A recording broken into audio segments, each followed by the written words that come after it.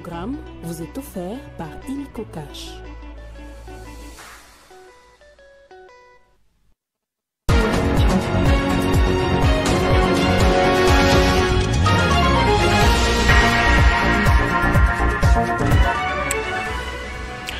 Le gouverneur de la ville de Kinshasa est convoqué pour s'expliquer devant les élus de la capitale après les inondations ayant entraîné mort d'homme.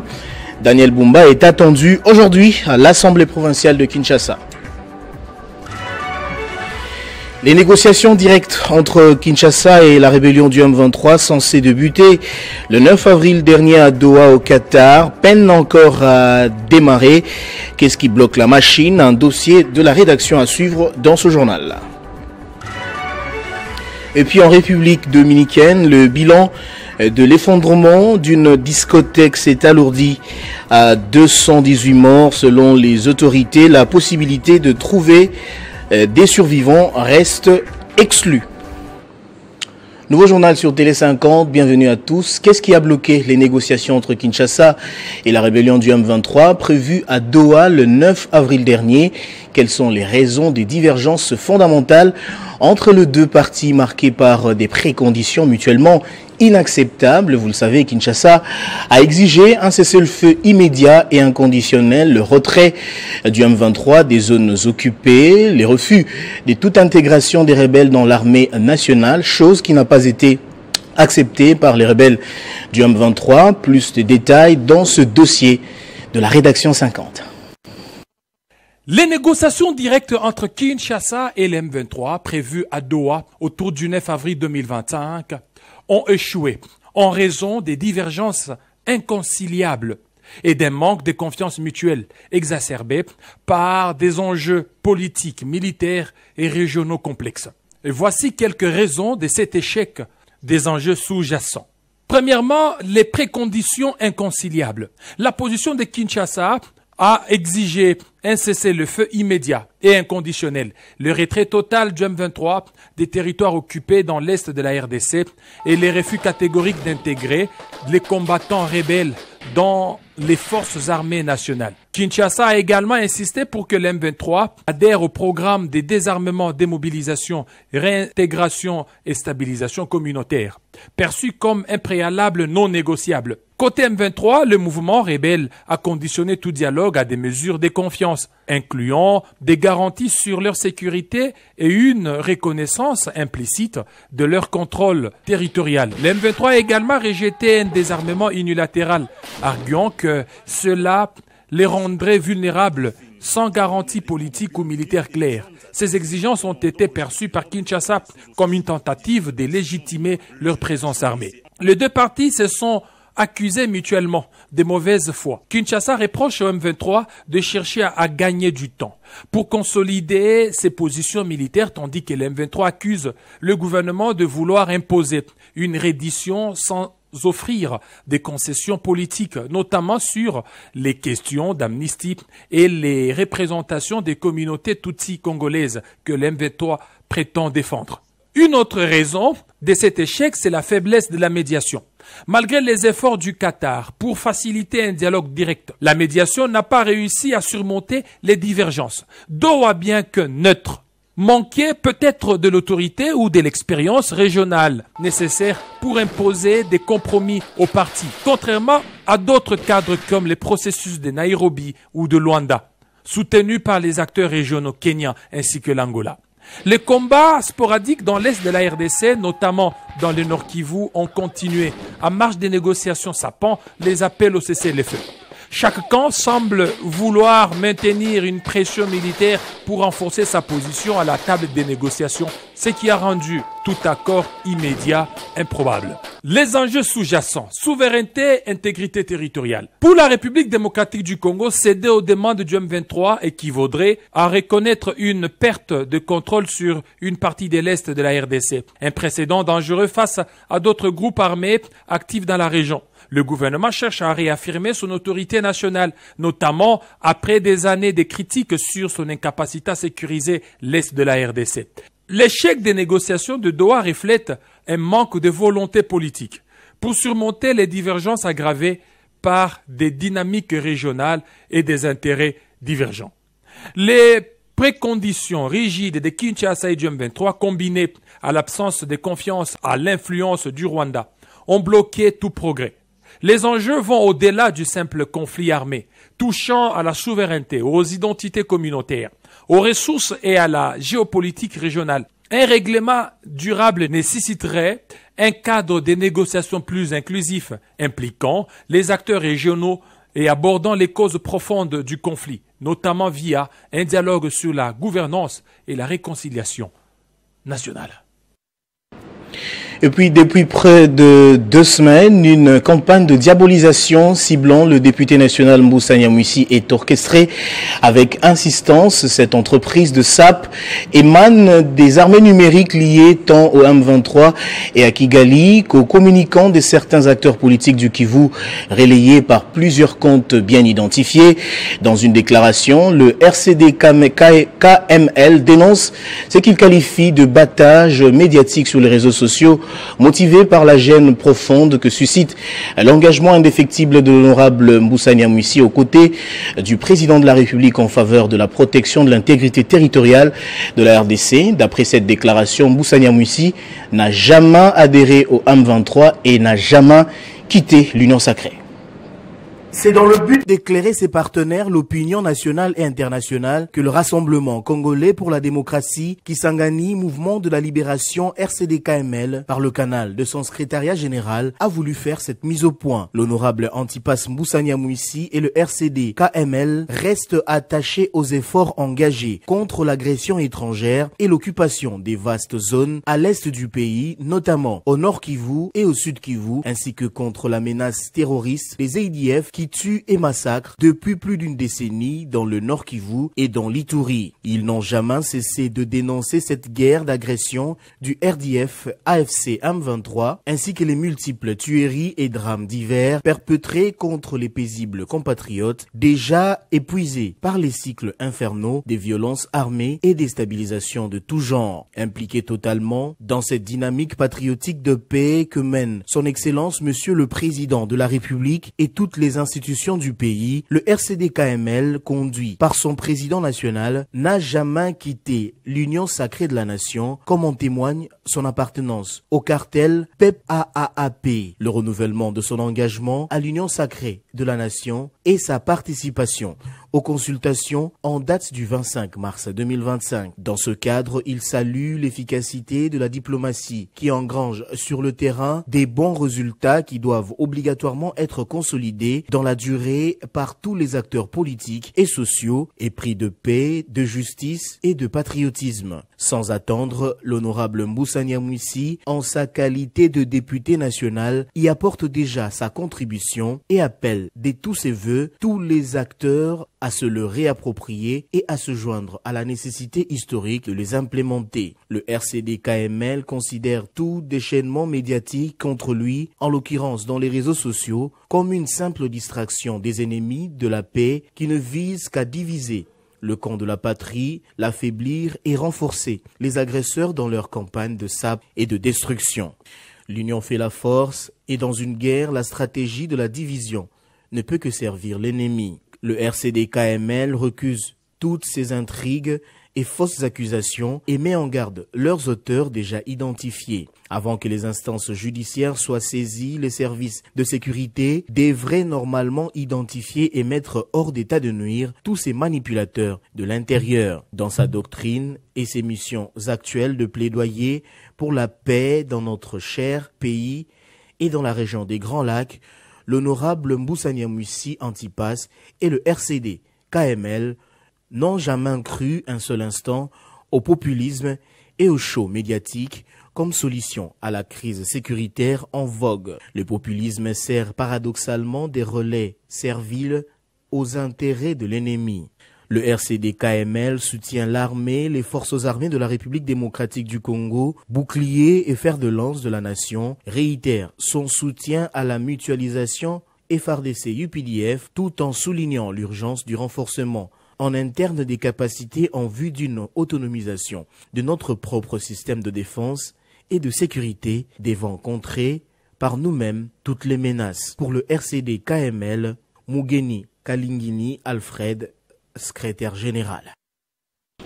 Autre chose à présent, après la pluie diluvienne du 4 au 5 avril dernier, la ministre des Affaires sociales, Action humanitaire et solidarité nationale, Nathalie Aziza Mounana, a visité tous les sites installés au stade Tata Raphaël et à l'Institut Lumumba pour un réconfort moral. Reportage de Jean-David Kilolo.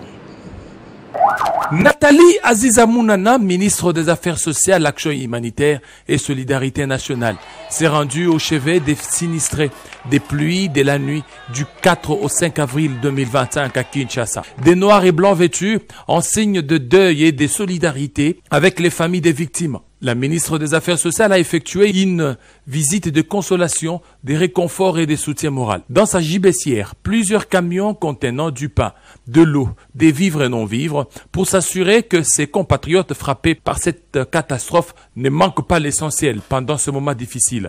Bobetela mokonzi na ngai papa Félix Antoine Tshisekedi Tshilombo betele maboko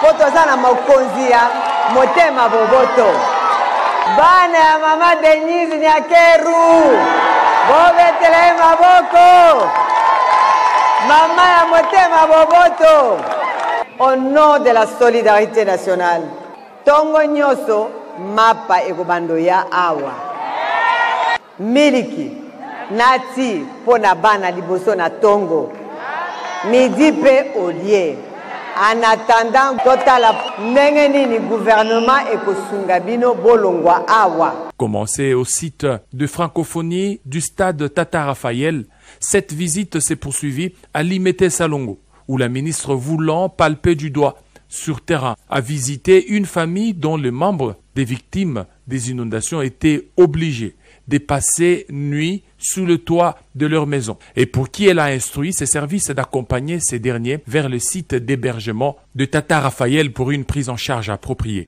La tournée s'est terminée à l'Institut Lumumba où la ministre a également réconforté les familles trouvées sur place. Un lot de l'eau, des vivres et non-vivres ont été acheminés après avoir palpé du doigt les réalités de la vie des sinistrés. Nathalie Aziza Mounana a instruit à ses services de mettre en œuvre toutes les étapes relatives à la prise en charge des victimes.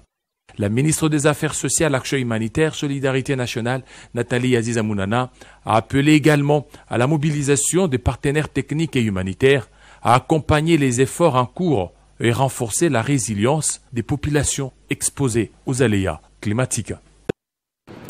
Et puis, je l'ai annoncé au sommaire, en bref, le gouverneur de la ville de Kinshasa, Daniel Bumba, est convoqué ce vendredi à l'Assemblée provinciale de Kinshasa pour présenter la situation globale des récentes inondations survenues dans la capitale ainsi que les mesures prises pour éviter de tels drames à l'avenir. Ces inondations ont coûté la vie à plus de 30 personnes. Cette intervention intervient quelques jours après la mise en place mardi d'une commission ad hoc par l'Assemblée provinciale chargée d'enquêter sur les circonstances de cette catastrophe naturelle. Lors de cette plénière d'urgence, plusieurs députés provinciaux avaient dénoncé l'absence d'assistance humanitaire dans certaines communes fortement touchées, notamment Mongafula.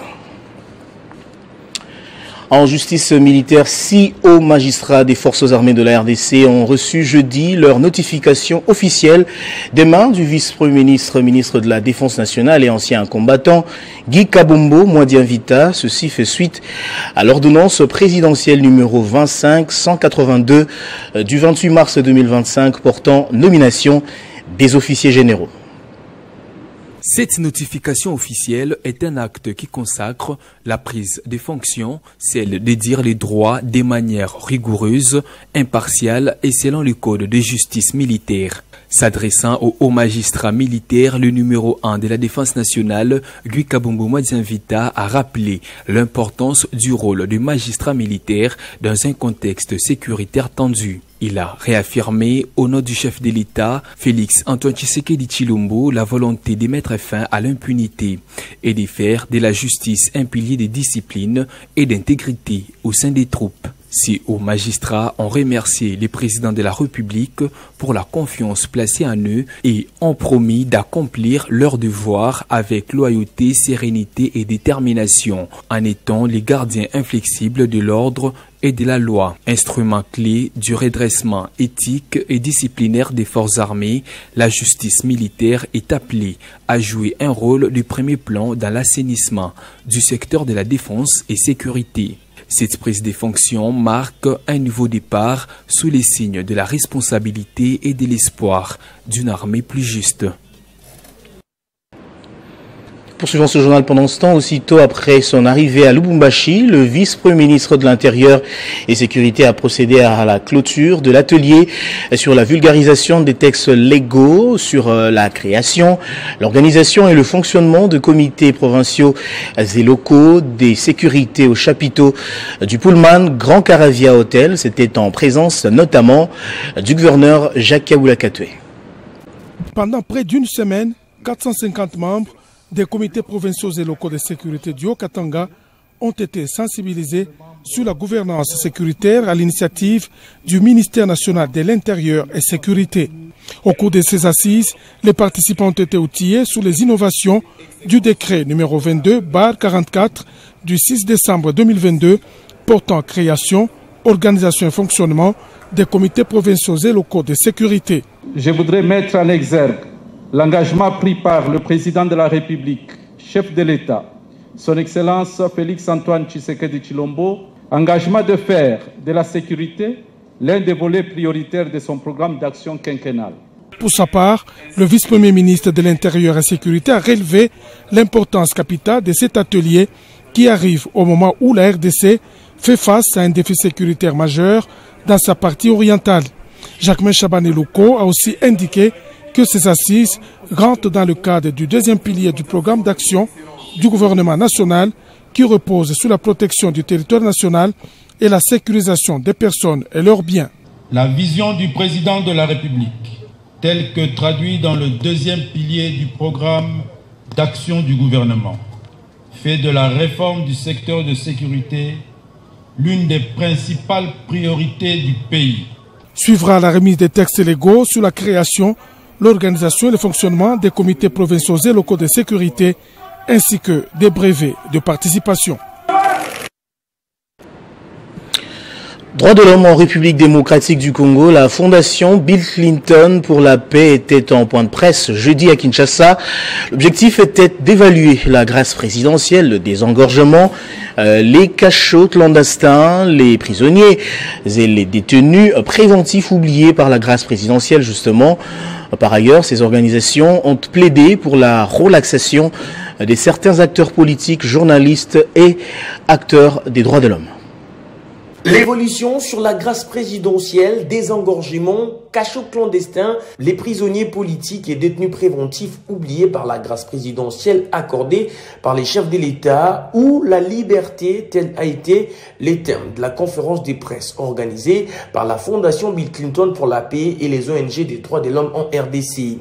Nous constatons également la fuite des responsabilités du gouvernement à prendre en charge les détenus dont le délai légal de détention est dépassé.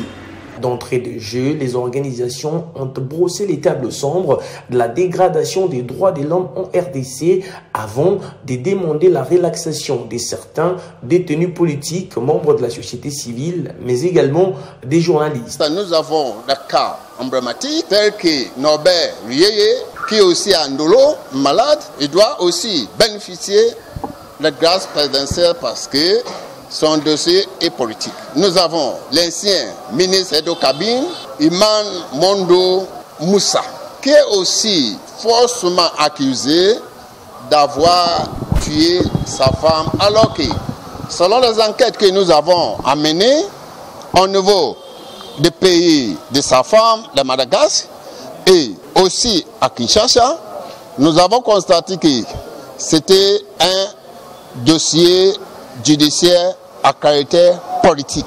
Durant cette conférence de presse, la fondation Bill Clinton pour la paix, en collaboration avec les ONG des droits de l'homme, demande à l'État congolais de respecter l'article 18 de la Constitution qui interdit les traitements inhumains. La construction d'une vraie maison d'arrêt. Ces derniers ont également demandé la construction d'une vraie maison d'arrêt afin de mettre fin au cachot clandestin. Puis en dehors de nos frontières, la République dominicaine met fin aux recherches des survivants de l'effondrement du toit d'une discothèque. Le bilan de cet effondrement s'est alourdi à 221 morts et des disparus. Jeudi, les secouristes ont annoncé n'avoir plus d'espoir de trouver des survivants et devraient arrêter les opérations. Peu après l'effondrement du toit d'une discothèque à Saint-Domingue, la République dominicaine commence à faire son deuil. Les derniers bilans communiqués par les autorités fait état de 221 morts, dont un couple français et un ressortissant italien. Les secours qui s'apprêtent à clore les recherches ont indiqué qu'il n'y avait plus d'espoir raisonnable de retrouver des survivants. Face à l'ampleur de la tragédie survenue dans la nuit du lundi à mardi, les autorités ont annoncé l'ouverture d'une enquête une fois les opérations des fouilles terminées. La présidence a annoncé la mise en place d'une commission d'enquête composée d'experts nationaux et internationaux chargés de déterminer les causes de l'effondrement. Cette enquête se fera avec une totale transparence et dans le respect de l'indépendance du ministère public.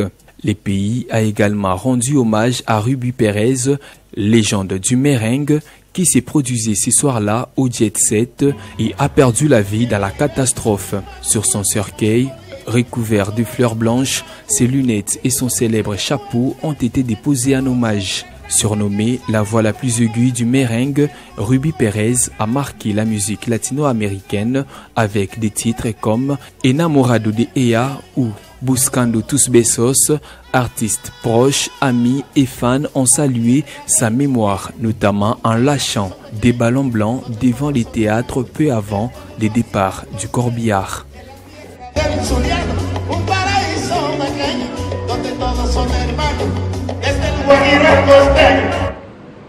Un mot de culture avant de boucler ce journal. L'ancien vice-ministre de la coopération internationale, Freddy Kita, a été récompensé à travers un prix de mérite par le groupe de presse Le Devenir d'Afrique suite à ses nombreuses actions philanthropiques en faveur des démunis, mais aussi les journalistes et les artistes en République démocratique du Congo.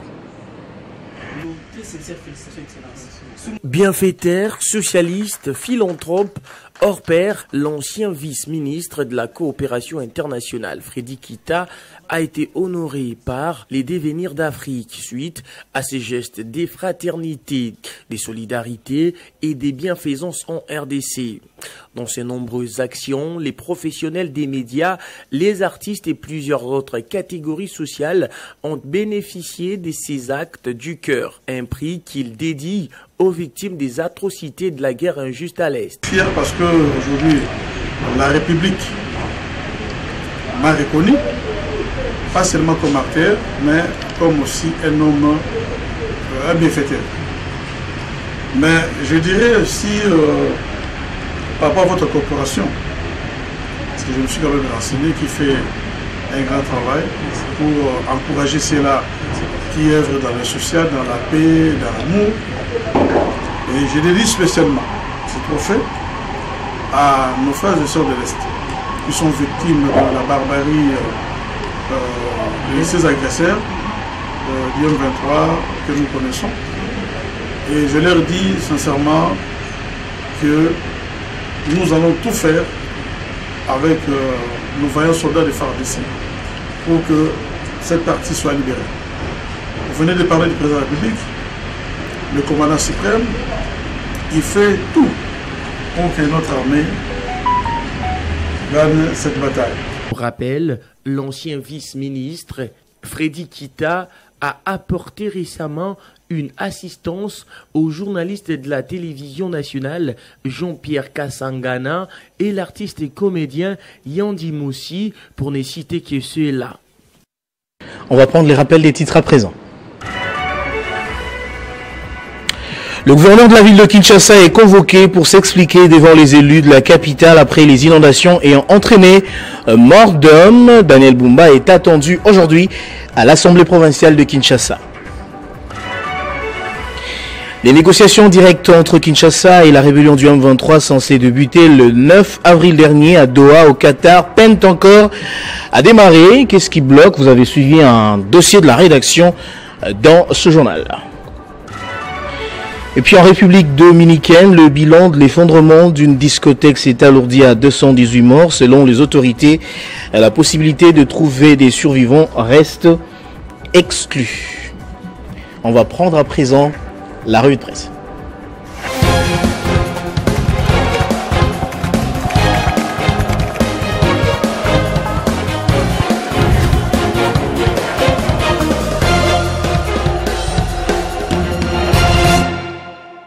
C'est l'heure de la revue de presse et c'est avec Nathan Diamoueté qui va devoir me rejoindre sur ce plateau et à qui j'ai dit bonjour et bienvenue. Bonjour Christian Kalonji, merci, bonjour également à tous ceux qui nous suivent de partout, ici en RDC et ailleurs. Alors, deux sujets à la une que vous avez retenus. D'abord, RDC, le retour de Joseph Kabila au pays continue de faire réagir toutes les couches. Et effectivement, Christian Kalonji, c'était une annonce qui a fait écho dans la presse.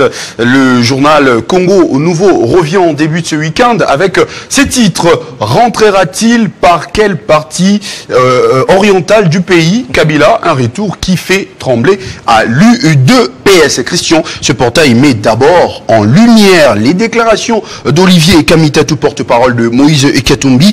Il avait précisé que la ville de Goma était occupée par les rebelles, tout en soulignant, et je cite, le retour imminent de Joseph Kabila à Goma, cité symbolique de notre souveraineté et nationale, véhicule un message clair, celui de la résolution de la crise congolaise qui ne peut se faire uniquement par les biais d'intervention extérieure. Ces quotidiens notent également la réponse d'Augustin Kabouya, le secrétaire général de l'UDPS, suite à cette déclaration, et qui soutient que l'insurrection est le seul moyen pour Joseph Kabila de revenir au pouvoir. Congo au Nouveau souligne plusieurs accusations provenant du responsable de l'administration du parti au pouvoir qui justifie justement cette agitation. En ce qui concerne le parti de l'ancien président de la RDC, Ferdinand Kamere, qui est secrétaire permanent adjoint, cité dans les pages intérieures de ce journal, pense que Joseph Kabila a la possibilité de revenir au pays par Uvira, Bukavu ou même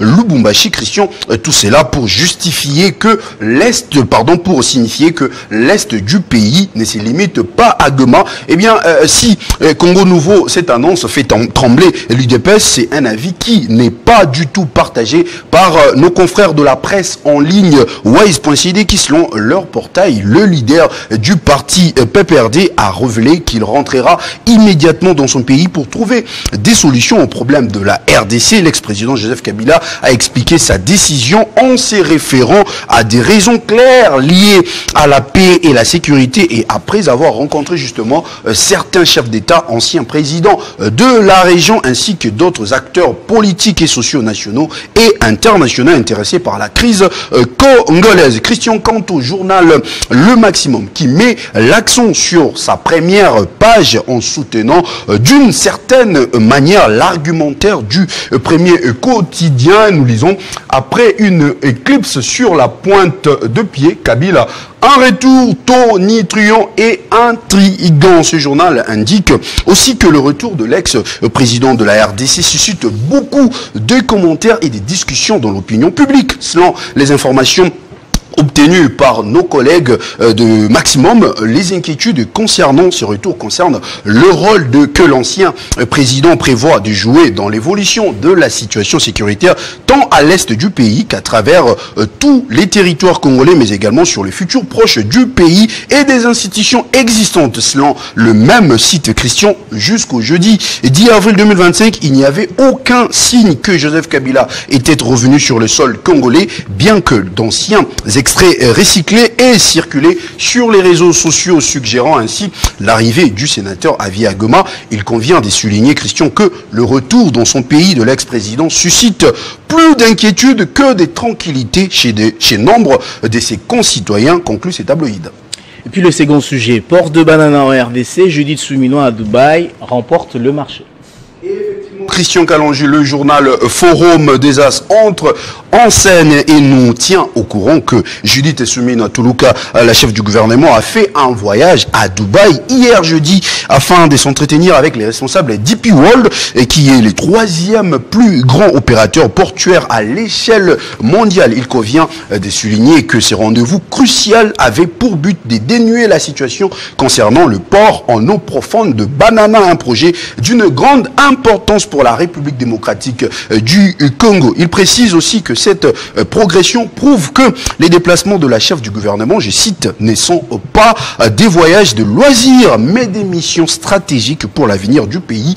Les déplacements de la première ministre à Dubaï met en évidence la détermination du gouvernement cheminois à promouvoir ce projet crucial pour le futur de l'économie nationale. DP World, le troisième plus important gestionnaire des ports à l'échelle mondiale, d'après le journal Info 27. À l'issue de ces pourparlers, DP World a réaffirmé sa détermination à remettre le port de 2026. Cette déclaration marque un moment crucial pour la RDC qui vise à obtenir un accès maritime de large ampleur pour stimuler son intégration régionale et diversifier ses relations commerciales internationales. Selon le journal Eco News, DP World, qui est associé au projet depuis la signature d'un accord en décembre 2021, est actuellement en train de construire un quai de 700 mètres destiné à recevoir le plus grand navire de commerce internationaux muni de technologies avancées. La nouvelle infrastructure portuaire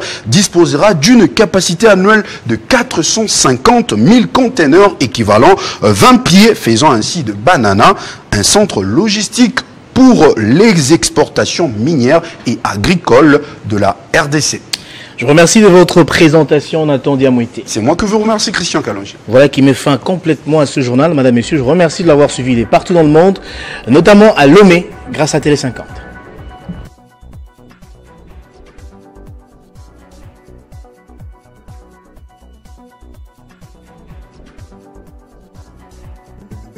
Retrouvez toute l'actualité en continu sur www.tele50.cd.